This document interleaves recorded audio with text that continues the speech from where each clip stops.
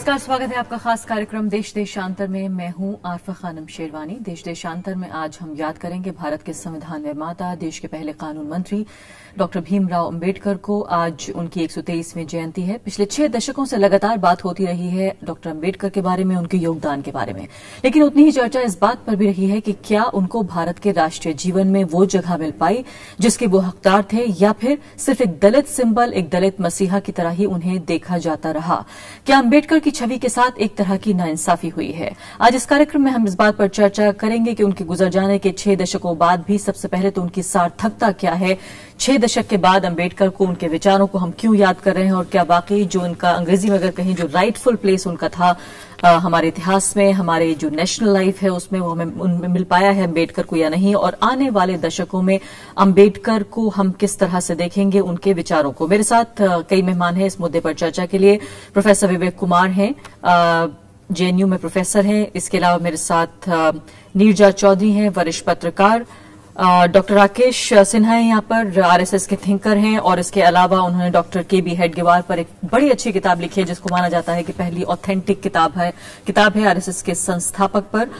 उनसे भी हम ये जानने की कोशिश करेंगे कि क्या जब वो नेशन बिल्डर्स का जिक्र करते हैं तो क्या अंबेडकर को भी वही जगह देते हैं जो दूसरे नेशन बिल्डर्स को देते हैं। और देश के जाने माने हिस्टोरियन, इतिहासकार मुशीरुल हसन भी हमारे साथ मौजूद हैं। चारों मेहमानों का बहुत बहुत स्वागत है। सबसे पहले प्रोफेसर विवेक कुमार, मैं आपसे ये जानना चाहती हूँ, अभी नया विवाद जो उठा है कि अंबेडकर आखिर किसके हैं, अंबेडकर पर कौन लिख सकता है, कौन नहीं लिख सकता। अरुंधति रॉय ने जो इंट्रोडक्शन लिखा है, जो एक बार फिर से अंबेडकर साहब की जो किताब दोबारा छापी गई है, उसकी रिप्रिंटिंग हुई है, उस पर क्यों इतना विवाद है? क्या इसलिए कि अरुंधति दलित नहीं है? नहीं, मुझे नहीं लगता है कि दलित समाज को अरुंधति राय से अंबेडकर के बारे में समझना पड़ेगा। और विशेषकर जैसे हम लोग को लगता है कि हम एरोगेंट हैं, लेकिन इस बात में सही है कि ये एक बेचने वाले की ग्रामर है, बिजनेस ग्रामर है, जिसके तहत 100 पेज की किताब पे 165 पेज का इंट्रोडक्शन लिखा जाए। तो इसलिए ये तो बनावटी एक तरह से विवाद है। और गांधी को मुझे लगता है इससे ज्यादा कट्टर शब्दों में, कड़े शब्दों में उनकी निंदा की गई है और अंबेडकर वादियों ने की गई है। तो मुझे नहीं लगता है कि इस समाज को अरुंधति रॉय से कुछ सीखना है, या अरुंधति रॉय, बाबा साहब अंबेडकर को अरुंधति रॉय के इश्तेहार की आवश्यकता है। ये तो लेकिन विवेक कुमार जी, प्रोफेसर विवेक कुमार, क्या वजह यह है कि अरुंधति कमोबेश अगर देखा जाए तो कम्युनिस्ट बैकग्राउंड से आती हैं, और हम जानते हैं कि बाबा साहब जो है वो कम्युनिस्टों को पसंद नहीं करते थे। क्या ये एक वजह है? नहीं, मुझे नहीं लगता है इसमें। मुझे लगता है कि ये इश्तेहार ज्यादा है, ये एडवर्टीजमेंट ज्यादा है। अरुंधति रॉय को बाबा साहब अंबेडकर के बारे में क्या पता है? ये लोग सवाल उठा रहे हैं कि वो 1935 की जो किताब है उसके बारे में 165 पेज का अगर वो लिखेंगी इंट्रोडक्शन, तो बट नेचुरल है कि आप उसके साथ जस्टिस नहीं कर रहे हैं। लेकिन क्या समस्या ये भी है कि गांधी के साथ रखकर अंबेडकर को जिस तरह से लिखी गई किताब, इंट्रोडक्शन लिखा गया है, और जो उनका राइटिंग स्टाइल है अरुंधति का, उस सब ने मिलाकर परेशानी पैदा की है? क्योंकि अरुंधति ने साफ तौर पर यह कहा है कि we need Ambedkar now urgently. मतलब वो काफी अपनी फॉन्डनेस जो है अंबेडकर के लिए वो भी दिखा रही है, और कहीं भी कोई नेगेटिविटी नहीं है उस 165 पेज के इंट्रोडक्शन में। तो मैं सवाल इसलिए खासकर बार बार इस किताब पर पूछ रही हूँ क्योंकि आज हम यही बात कर रहे हैं कि अंबेडकर आखिर किसके हैं। देखिए, मेरा मानना यही है कि बाबा साहब अंबेडकर का संकुचितीकरण हुआ है। उनको जो है संकुचित रूप से दृष्टिकोण से देखा गया है। उनको या तो दलित मसीहा कहा गया, और या फिर कहा गया ठीक है चलो भाई संविधान निर्माता हैं। लेकिन मेरा मानना है कि बाबा साहब अंबेडकर केवल और केवल दलित लीडर नहीं है, केवल और केवल संविधान निर्माता नहीं है, वो राष्ट्र निर्माता है। और राष्ट्र निर्माता इसलिए हैं क्योंकि उन्होंने राष्ट्र के सभी समूहों के बारे में उनके अधिकारों और उनके प्रतिनिधित्व के आधार पर राष्ट्र निर्माण की भावना को रखा। ये नहीं कि आप केवल और केवल एक समूह से राष्ट्र निर्माण कर ले जाएंगे। लेकिन विवेक कुमार, आप संकुचन का जिक्र कर रहे हैं, आप ये कह रहे हैं कि कहीं ना कहीं उनकी भूमिका को हम संकुचित करेंगे, लेकिन अरुंधति रॉय की क्या आप इंटेलेक्चुअल जो उनकी क्वालिटी है, जो कैपेसिटी है, क्या उस पर सवाल उठा रहे हैं आपके, इसलिए उन्हें नहीं करना चाहिए था? मैं इसलिए बार बार इस पर क्यों ज्यादा जोर दे रही हूं, वो इसलिए कि क्या ये दलित समाज की तरफ से भी एक तरह का कंजर्वेटिज्म है, क्या उनकी तरफ से भी एक तरह का ये संकुचित मानसिकता नजर आ रही है कि अरुंधति क्यों लिखें, वो कम्युनिस्ट बैकग्राउंड से आती हैं, अरुंधति क्यों लिखें, उन्हें क्यों लिखने दिया जाए, वो दलित नहीं है? नहीं, इसमें कोई नहीं कह रहा, कोई भी लिख सकता बाबा साहब अम्बेडकर पर, लेकिन आप वैधता का प्रश्न उठा रही हैं, प्रामाणिकता का प्रश्न उठा रही हैं, आप ऑथेंटिसिटी का। बाबा साहब अम्बेडकर को समझने के लिए लोगों ने पूरा का पूरा युग लगा दिया, और उसके बाद भी उनकी समग्रता में जो वो कहना चाह रहे थे कि नहीं समझ पा रहे हैं। तो एक केवल और केवल जर्नलिस्ट जो आकर के सिखा रहा है, वो इश्तहार के साथ और कुछ नहीं, it was advertisement of the book only, that is my problem. ठीक है, और मुझे बाबा साहब अम्बेडकर को कम से कम अरुंधति रॉय के एडवर्टाइजमेंट की आवश्यकता नहीं है। जी हाँ, ठीक है। मुशर्रफ हसन साहब, अगर आप मुझे सुन रहे हैं, आपने भी कई ऐसी महत्वपूर्ण किताबें लिखी हैं जो शायद भारत के इतिहास में भी दर्ज होंगी, और इतिहास को भी आप जैसे लोग, कुछ कम लोग हैं जो इतना बेहतरीन तरीके से जानते हैं। क्या पहले आपसे शुरुआती सवाल इस किताब के ऊपर कि क्या वाकई जो इंट्रोडक्शन लिखा है अरुंधति रॉय ने, द एनिहिलेशन ऑफ कास्ट, जो कि बहुत पुरानी किताब है, उसको दोबारा छापा गया है, आपको इसमें कोई समस्या नजर आती है?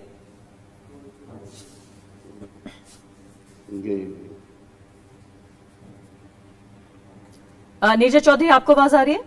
जी, मुझे आ रही है। यही सवाल मैं आपसे जानना चाहती हूँ। देखिए, जहां तक अरुंधति रॉय का सवाल है, उनको पूरा हक है अपने आइडियाज व्यक्त करने का, और जैसा अभी कहा जा रहा था, दूसरों को हक है उस पे टिप्पणी करने का कि वो संकुचित सोच है, पूरी तरह से समझ नहीं है जितनी होनी चाहिए, उतनी स्टडी नहीं है जितना होना चाहिए। लेकिन मैं जो मानती हूँ, बेसिक चीज ये है कि जैसे जैसे दलित का सशक्तिकरण होता गया है ओवर द डेकेड्स, अंबेडकर उनके आइकॉन बनते गए हैं, और उस सशक्तिकरण, ये जो दलित के अंदर ये फीलिंग आई है कि हमारा पावर है एक लोकतंत्र में, उसी हद तक पॉलिटिकल पार्टीज अंबेडकर को एक्सेप्ट करते रहे हैं एक नेता के रूप में। लेकिन जो अनफॉर्चुनेट चीज हुई है वो ये है कि अभी भी अंबेडकर एक दलित समुदाय के आइकॉन माने जाते हैं, पूरे देश के, पूरे समाज के आइकॉन नहीं माने जाते, जैसा कि होना चाहिए। उनका वो हक है, उनका जो कंट्रीब्यूशन है, कंट्रीब्यूशन सिर्फ कॉन्स्टिट्यूशन के रचयिता के रूप में नहीं, लेकिन एक नेशनल फिगर के रूप में जो उनका कंट्रीब्यूशन हुआ है, उसको लेके मैं मानती हूँ वो एक नेशनल आइकॉन के रूप में उन्हें देखने की जरूरत है। नीरजा, हम जानते हैं कि जितने पोस्टर्स, किताबें, जितने लोग उनके फॉलोवर्स हैं, शायद ही उनके दौर के किसी नेता के बारे में इतनी बात कभी हुई हो। उसके बावजूद भी आपको लगता है कि अक्सर जब हम ये कहते हैं कि वो दलितों के मसीहा हैं, दलितों को उन्होंने मजबूती दी, तो क्या हम एक घेटवाइजेशन कर रहे होते हैं अम्बेडकर का? इसके बावजूद, जबकि बार बार मैं ये कहना चाहूंगी कि जितना अम्बेडकर को तरजीह दी गई है, जितना लिटरेचर उनके ऊपर आया है, जितनी उनके बारे में बात होती रही है, पोस्टर्स आए हैं, जितनी सोशल नेटवर्किंग साइट्स पे उनके बारे में बात हुई है, उन्हीं के दौर के दूसरे नेताओं के बारे में उतनी बात नहीं होती है। वो सही है, वही मैं कह रही थी। जैसे पॉलिटिकल एम्पावरमेंट हुआ है दलितों का, जैसे जैसे उनमें ये आभास हुआ है कि हमारी एक जगह है, हमारा एक क्लाउड है, हमारा इन्फ्लुएंस है, हमारे नंबर्स हैं डेमोक्रेसी में, जिससे हम इन्फ्लुएंस कर सकते हैं उसका कोर्स, पॉलिटिक्स का कोर्स, उसी हद तक पॉलिटिकल पार्टीज ने इम्पोर्टेंस दी है अंबेडकर को, और वो सामने आए हैं। ये पिछले 2-3 दशकों में हुआ है, पहले मुझे नहीं याद कि इतनी इस हद तक होता था। तो ये एक प्रोसेस का हिस्सा रहा है, जैसे जैसे डेमोक्रेसी डीपन हुई है। तो डिवोल्यूशन ऑफ पावर भी हुआ है, दलितों के हाथ में गया है। मायावती का चीफ मिनिस्टर होना उत्तर प्रदेश में, एक दलित, एक महिला, एक शोषित समाज से महिला उठ के आई, 2007 में मेजॉरिटी ली उत्तर प्रदेश जैसे प्रदेश में। तो ये बहुत बड़ी उपलब्धि है हमारी डेमोक्रेसी की। तो कहीं ना कहीं अंबेडकर उनके आइकॉन है। पर मैं जो कह रही हूँ, जो ट्रांजिशन होने की जरूरत है आज, वो अंबेडकर को एक नेशनल लीडर के रूप में देखने की जरूरत है। और जितना उसमें चर्चा होगी, जितना उसमें जैसे अरुंधति रॉय ने कुछ लिखा, उस पर चर्चा हुई, काउंटर चर्चा हुई, उतना ही वो प्रोसेस भी आगे अच्छा रहेगा। लेकिन सवाल यही उठ रहा है कि 6 दशक के बाद भी क्यों हमें ये कहना पड़ रहा है कि अभी तक जो उनकी जगह थी, जिसके वो हकदार थे, वो क्यों नहीं मिल पा रहा है। डॉक्टर राकेश सिन्हा, जब हम नेशन बिल्डर्स का जिक्र करते हैं, राष्ट्र के निर्माताओं का जिक्र करते हैं, क्या आप ये मानते हैं कि डॉक्टर अम्बेडकर को वो जगह मिल पाई? क्या संघ की आइडियोलॉजी में इनकी अम्बेडकर की क्या जगह है? देखिए, इसके प्रश्न के 2 आयाम हैं। पहला आयाम तो है कि राष्ट्र जीवन को क्या स्थान मिला। जो अम्बेडकर पर आप डिस्कशन कर रहे हैं, पहले तो मैं बधाई देता हूं कि आज के इस चुनावी हलचल में डॉक्टर अम्बेडकर को इस गंभीरता से याद किया जा रहा है। देखिए, डॉक्टर अम्बेडकर का व्यक्तित्व बहुआयामी था और उसी बहुआयामी व्यक्तित्व का परिणाम था कि वो राष्ट्रीय जीवन में अपने आप को स्थापित किया। उनको किसी ने स्थापित नहीं किया। लेकिन जो सबसे बड़ा संकट 50 के दशकों में हम देखते हैं, अम्बेडकर को जवाहरलाल नेहरू और कांग्रेस ने श्रृंगार के रूप में उपयोग किया। संविधान सभा के ड्राफ्टिंग कमेटी के जब अध्यक्ष बने, उनका बहुत महत्वपूर्ण भूमिका थी, लेकिन उस भूमिका को संविधान सभा से बाहर समाज को ज्यादा जरूरत थी। और उस जरूरत में आप देखिए, अम्बेडकर को चुनाव हराने के लिए जवाहरलाल नेहरू मुंबई नॉर्थ कॉन्स्टिट्यूंसी में 2 बार गए सभा करने के लिए। तो मैं मानता हूं कि अम्बेडकर की भूमिका को एक राजनीतिक कॉम्पिटिटर के रूप में देखा गया। जो उनकी प्रतिभा थी, वो प्रतिभा सिर्फ एक लॉ मेकर के रूप में नहीं थी। सिर्फ प्रतिभा यह थी कि जो समाज की समकालीन समाज की जरूरत थी, जैसे अनटचेबिलिटी हटाने की, समाज में जो अवर्ण और सवर्ण के बीच में एक समानता और एकता का भाव लाने का, उसको रोका गया। अम्बेडकर का महत्व इस बात में है कि बाकी सुधारकों से अलग अम्बेडकर ने यह निष्कर्ष निकाला कि दलितों का उद्धार राजनीतिक प्रतिनिधित्व में हिस्सेदारी के आधार पर ही होगी। ये राजनीतिक बराबरी जब आएगी तो अन्य समस्याओं का समाधान हो जाएगा। इसने अम्बेडकर को कई पार्टियों के निशाने पे ला दिया, जिसमें कांग्रेस, जो उसमें सत्तारूढ़ पार्टी थी, कांग्रेस थी।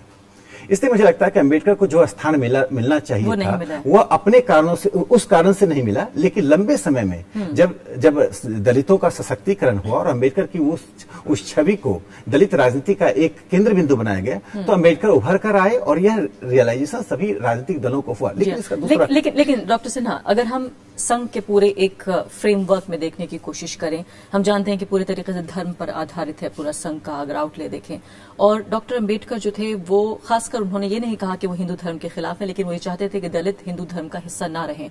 और मैं उनका बयान पढ़ी थी, उसमें लिखा है उन्होंने कि दोनों को ही इसमें आसानी होगी, हिंदू धर्म के मानने वाले लोगों को भी और दलितों को भी, क्योंकि हिंदू धर्म में रहकर दलितों का उद्धार नहीं हो सकता। हिंदू धर्म का जो पूरा एक स्ट्रक्चर है, उसमें दलित अपना हिस्सा नहीं पा सकते। देखिए, पहले मैं आपका इस वक्तव्य पर एक मैं सुधार कर दूं कि संघ की संरचना धर्म पे आधारित नहीं है। हिंदू शब्द का प्रयोग संघ राष्ट्रवाद के संदर्भ में करता है और धर्म से ऊपर करता है। एक और जहां तक अम्बेडकर की बात है, देखिए, अम्बेडकर का जो विरोध था, मैं आपका उनका कोट करता हूं। उन्होंने कहा था, I was born as a Hindu but I will not die as a Hindu. ये बहुत महत्वपूर्ण स्टेटमेंट था। ये इसलिए था कि जब उन्होंने मंदिर प्रवेश आंदोलन चलाया, वो चाहते थे बराबर का हक, हिंदू समाज के बीच बराबर का हक। उस वक्त जो कंजर्वेटिव एलिमेंट्स था, उसका प्रतिकार किया। सरकार भी उसके साथ थी, बाय एंड लार्ज सरकार साथ थी। और जो एनिहिलेशन ऑफ कास्ट की बात कर रहे हैं, उसका बैकग्राउंड क्या था कि जात पात तोरक मंडल जैसी एक प्रगतिशील संस्था उसको बुलाती है। उन्होंने भाषण तैयार किया, उन्होंने कहा मुझे भाषण पढ़ने दीजिए।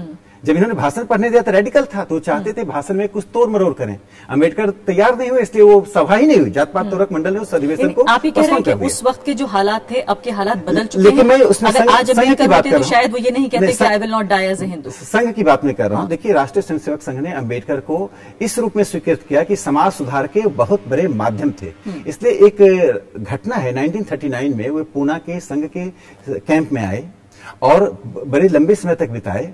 उन्होंने यह देखकर कि वहां अनटचेबिलिटी का कोई स्थान नहीं है, ऊंची जाति निम्न जाति ब्राह्मण और महार एक साथ बैठ के खा पी रहे हैं और अपनी आइडेंटिटी भी नहीं बता रहे हैं, अम्बेडकर को बहुत प्रसन्नता हुई। और बाद में 80 के दशक 90 के दशक में मैं बता रहा हूं, जब अरुण शौरी जी ने एक पुस्तक लिखी थी अम्बेडकर पर, जिसपे विवाद हुआ, उसके बाद ऐसा लगा जैसे संघ और भारतीय जनता पार्टी अम्बेडकर विरोधी है। उसी वक्त संघ के एक बड़े आइडियोलॉग दत्तोपंत ठेंगरी ने सामाजिक क्रांति के अग्रदूत बाबा साहब अम्बेडकर नाम की पुस्तक लिखी। इतनी पुस्तक अच्छी है जिसमें अम्बेडकर के लगभग सभी सामाजिक दर्शन का इंडोर्समेंट है। तो यानी आप ही कह रहे हैं कि संघ की विचारधारा, अम्बेडकर की विचारधारा साथ साथ चल सकते हैं। संघ और एक और मैं बता दूं कि सुदर्शन जी जो संघ के सरसंघचालक थे, उन्होंने 2 डॉक्टर करके एक लेख लिखा था, जिसमें डॉक्टर अम्बेडकर और डॉक्टर हेडगेवार की तुलना की थी और कहा था कि दोनों का वास्तव में उद्देश्य दोनों में मार्ग में अंतर था, तो शब्दावली में अंतर थी, तरीकों में अंतर हो सकता था, लेकिन उद्देश्य यह था कि भारतीय समाज को उस रास्ते पर लाना जहां पर वो एक आधुनिक समाज बन जाए, जहां पर उन विकृतियों से मुक्ति मिल सके जिन विकृतियों के कारण आज हम एक सिविल सोसाइटी के रूप में स्थापित नहीं हो पा रहे। डॉक्टर विवेक कुमार, मैं आपसे जवाब लेना चाहूंगी। जो भी डॉक्टर राकेश सिन्हा ने यहाँ पर कहा है, उनकी बात से लगता है वो ये कह रहे हैं कि संघ की जो विचारधारा है और जो अंबेडकर के विचार हैं, दोनों साथ साथ चल सकते हैं। खासकर आज के अगर राजनीतिक माहौल का हम जिक्र करें, जो राजनीतिक विचारधारा है, जिस तरह का नेशनलिज्म है, जो कुछ हमारे सामने आ रहा है, क्या आपको ऐसा होता हुआ नजर आ रहा है? नहीं, मुझे नहीं लगता है। बाबा साहब अंबेडकर राष्ट्र निर्माण की प्रक्रिया में स्व प्रतिनिधित्व की बात कर रहे थे और उन 7 संस्थाओं में जो आज दिखाई पड़ती हैं उनमें स्व प्रतिनिधित्व की बात कर रहे थे। न्यायालय, विश्वविद्यालय, सचिवालय, कार्यालय, उद्योगालय और अनेक प्रकार के मीडिया संस्थान, सिविल सोसाइटी, इन सब में वह स्व प्रतिनिधित्व चाहते थे। क्या अभी 60 वर्षों के बाद भी क्या स्व प्रतिनिधित्व मिल पाया है? आप एक एक संस्थाओं का कंपोजिशन उठा के देख ले तो राष्ट्र निर्माण की प्रक्रिया में बाबा साहब अंबेडकर स्व प्रतिनिधित्व को सर्वोपरि रखते थे, जिसको आज कोई भी न संघ मान रहा है, न कांग्रेस मान रही है, न कम्युनिस्ट मान रहे हैं। वह सब के सब मोनोपोलाइजेशन ऑफ इंस्टीट्यूशंस करते हैं। आप देख लीजिए स्वयं आंख से उठा करके। जल्दी से एक जवाब दीजिए। देखिए, मैं जहां तक मानता हूं कि दलितों का प्रतिनिधित्व और दलितों का विकास नहीं हुआ, ये दोनों ही राष्ट्र के लिए बहुत बड़ी समस्या है और बहुत बड़ी चुनौती है। और आज यह स्थान है कि जहां पर दलितों को होना चाहिए, रिजर्व सीट्स भी फिलअप नहीं हो पा रहे हैं। ये समस्या, मुझे लगता है सामाजिक आर्थिक विकास की गति और उनको दिया गया विशेषाधिकार, जो प्रिविलेज दिया गया, जो रिजर्वेशन के रूप में प्रिविलेज दिया गया, उसका समुचित उपयोग नहीं हुआ। इसके लिए पूरी राजनीतिक व्यवस्था जिम्मेदार है। मैं विवेक जी की इस पीड़ा से सहमत हूं कि इसके लिए सबके सब जिम्मेदार हैं और इस जिम्मेदारी को स्वीकार करना चाहिए। और दूसरी एक छोटी सी बात मैं यहां जोड़ना चाहूंगा कि आज इतने दशक के बाद, आप तो स्व प्रतिनिधित्व की बात छोड़ दीजिए, आज देश के 40% स्थानों में अनटचेबिलिटी उसी रूप में प्रिवेल्ड है जिस रूप में आजादी से पहले थी। क्या यह चुनौती समाज के लिए, संगठनों के लिए नहीं है? इसमें सवाल संघ और डॉक्टर अम्बेडकर वादी का नहीं है। मैं इसको कंक्लूड कर दूं एक लाइन में। मुझे लगता है कि इसको, यह एक राष्ट्रीय समस्या है। राष्ट्रीय समस्या में मिलजुल कर इस चुनौती को नए संदर्भ में, नए समय में हमें पुनर्विचार करना चाहिए। डॉक्टर मुशीर हसन, अगर आपको मेरी आवाज आ रही है तो मैं आपसे ये जानना चाहती हूँ, एक बयान है अम्बेडकर साहब का, उसको पहले पढ़ूंगी और फिर आपसे ये पूछूंगी कि वाकई क्यों हम ये समझते हैं कि सिर्फ दलितों के ही मसीहा हैं अम्बेडकर। उनका बयान है, उसमें उन्होंने कहा है कि अगर उनके और देश के हित आपस में टकरा रहे होंगे तो देश का हित ऊपर होगा, लेकिन अगर देश और दलितों के हितों का आपस में टकराव होता है तो वो प्राथमिकता देंगे दलितों के हितों को। क्या इसके बाद भी ये न माना जाए कि सिर्फ दलितों के मसीहा हैं अम्बेडकर? नहीं, मैं तो नहीं समझता हूँ कि ऐसा है। देखिए, बयानात तो अक्सर बेशतर लोग दिया करते हैं और अक्सर बयानात में कंसिस्टेंसी भी नहीं होती है। लेकिन इसमें कोई शक नहीं है कि अम्बेडकर ने जो महाज उठाया या जो क्रूसेड शुरू किया, उस क्रूसेड का जो मकसद था वो जाहिर है कि दलित के लिए था, लेकिन उसका जो फायदा है, उसका जो लाभ हो रहा था, वो जाहिर है कि हिंदुस्तान के एक बहुत बड़ी मात्रा, बहुत बड़ी परसेंटेज के लोगों को हो रहा था। तो मैं समझता हूँ कि इस तरह के बयान, जिसे अंग्रेजी में रेटरिक कहते हैं, उनकी अपनी जगह है, लेकिन जो उनका टोटल कमिटमेंट जो था वो पूरे देश के लिए था। और कॉन्स्टिट्यूएंट असेंबली में या संविधान के बनाने में जो अम्बेडकर साहब का रोल था, या उन्होंने जिस प्रकार का विजन एक्सप्रेस किया अपनी स्पीचेस में या अपने स्टेटमेंट्स में, वो मेरे ख्याल से इस बात को साबित करता है कि वो नेशन के कॉन्टेक्स्ट में सोचते थे। और जिस तरह से गांधी जी, जाहिर है कि गांधी जी के लिए भी हरिजन जो थे वो बहुत अहमियत रखते थे, लेकिन उसके साथ साथ उन्होंने हरिजन में के लिए काम करने और देश की आजादी में लड़ने में कोई कॉन्ट्रडिक्शन उनको नजर नहीं आता था। लेकिन वो डॉक्टर हसन, कि अगर हिंदू मुस्लिम यूनिटी होगी डॉक्टर मुशीर हसन, क्या ये हमें जो एक टकराव नजर आता है ये इसलिए भी कि अक्सर जब अंबेडकर का जिक्र हुआ है, गांधी का जिक्र जरूर हुआ है, क्या ये हमें अंबेडकर वर्सेस गांधी नजर आता है और गांधी का जो मेन स्ट्रीमाइजेशन हुआ वैसा मेन स्ट्रीमाइजेशन जो है वो अंबेडकर का देखने को नहीं मिलता और इसीलिए कहीं ना कहीं ये लगता है कि शायद एक घेटों में चले गए अंबेडकर और सिर्फ दलितों के नेता बन के रह गए? क्या ये गांधी वर्सेस अंबेडकर का टकराव है? देखिए, ये इसको मैं मेजॉरिटेरियन व्यू समझूंगा। चूंकि एक लीडर जो है वो एक बहुत बड़े सेगमेंट के लिए काम कर रहा है, इसके माने हरगिज ये नहीं होते हैं कि वो गेटवाइज हो जाता है या वो कुएं का मेंढक बन जाता है। जाहिर है कि एक बड़े देश में जहां इतनी इनइक्वालिटीज हैं, जहां इतनी इनइक्विटीज हैं, उसमें अलग अलग किस्म के लोग पैदा होंगे जिनके अलग अलग किस्म के कंसर्न्स होंगे और वो कंसर्न्स जब एक साथ मिल करके जिनका अगर एक्सप्रेशन होगा तो फिर एक इनकलाबी सूरत पैदा होती है। और यही हिंदुस्तान की जंग आजादी में क्या हुआ। हिंदुस्तान की जंग आजादी में अलग अलग वर्ग के लोगों ने अलग अलग काम को आगे लेकर बढ़ाया। उसमें गांधी जी महत्व थे, उसमें औरतें भी थी, उसमें ट्राइबल लीडर्स भी थे। तो ये समझना कि अंबेडकर चूंकि सिर्फ दलित के लिए काम करते थे जी, या सिर्फ दलित के कॉज को चैंपियन करते थे इसलिए वो देश के नेता किसी सूरत से नहीं है, ये मेरा ख्याल से बहुत गलत बात है। नीरजा चौधरी, जिस तरह की राजनीति देखने को मिल रही है, जी वापस आती हूँ आपकी तरफ। मुशीर हसन, अम्बेडकर का सवाल है जी, वापस आती हूँ। नीरजा को मैं शामिल करना चाहती हूँ। नीरजा चौधरी, जिस तरह की राजनीति आज हमें देखने को मिल रही है, जिस तरह का एक उग्र राष्ट्रवाद का फॉर्म भी कभी कभी हमारे सामने आ जाता है, खासकर चुनावी जब मौसम हो तब और भी ज्यादा। नरेंद्र मोदी ने आज ये कहा है अंबेडकर के बारे में, खासकर कि जो गांधी नेहरू परिवार है वो दरअसल जो राजनीति उन्होंने की है पिछले कई दशकों में, उसमें जो अधिकार संविधान में दिए गए अंबेडकर के जरिए उनको भी कुचलने की कोशिश की गई है। ऐसा कह के नरेंद्र मोदी किस तरह का एक पॉलिटिकल क्लाउड बनाना चाहते हैं? क्या वाकई इस तरह का बयान दलित वोटर को अट्रैक्ट कर पाएगा, उनको आकर्षित कर पाएगा?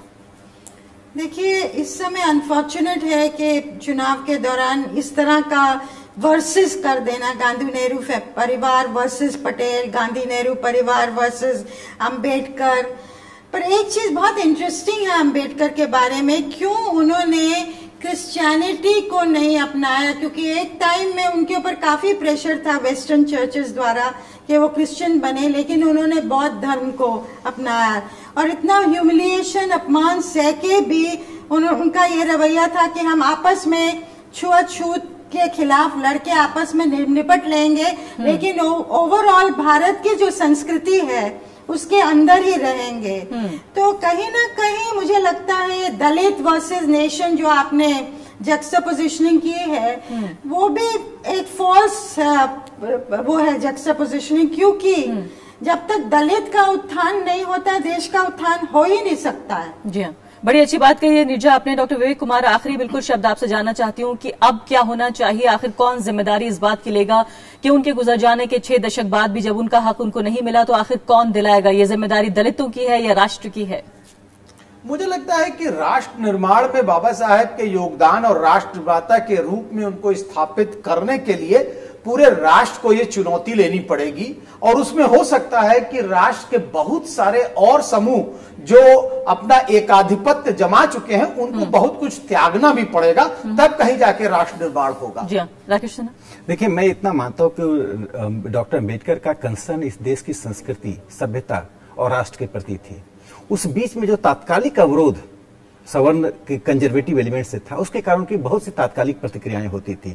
उसी कारण से जो नीरजा जी ने बहुत अच्छी बात उठाई कि जब धर्म परिवर्तन का एक प्रतिक्रिया के रूप में उन्होंने कदम उठाया और हिंदू समाज को चुनौती देते हुए उठाया कि देखो तुम नहीं सुधरोगे तो हम यहाँ जाएंगे, उन्होंने बौद्ध धर्म को स्वीकार किया। ये एक महत्वपूर्ण पड़ाव है जो विमर्श कर उन्होंने जो सोल्यूशंस हैं, जो हल हैं, वो देश से बाहर ढूंढने की कोशिश नहीं की, देश के अंदर ही, देश की संस्कृति के अंदर। और एक बात है कि बाबा साहब अम्बेडकर को मोहताज नहीं है किसी का। और जो मोदी जी ने जो कहा उससे मैं एक पंक्ति देना चाहूंगा कि वास्तव में 60 साल में इस परिवार ने एक ही परिवार को आगे बढ़ाया, बाकी सभी आइकन्स को कारपेट के नीचे डालने की कोशिश की। डॉक्टर सिन्हा, बहुत बहुत शुक्रिया आपका। नीरजा चौधरी, प्रोफेसर विवेक कुमार और साथ ही मुशीर हसन साहब भी हमारे साथ मौजूद थे। तो नीरजा चौधरी ने बड़ी अच्छी बात कही कि जिस तरह से जब हम राष्ट्र वर्सेस दलित कहते हैं या फिर ये कहते हैं राष्ट्र निर्माता या सिर्फ दलितों के नेता, तो शायद ये महत्वपूर्ण बात है जो हम भूल जाते हैं कि जब तक देश के 1/3 हिस्सा जो दलित हैं, अगर उनका उत्थान नहीं हुआ तो वो कैसे माना जाएगा कि पूरे राष्ट्र का उत्थान हो गया। इसी के साथ अभी के लिए इतना ही। नमस्कार।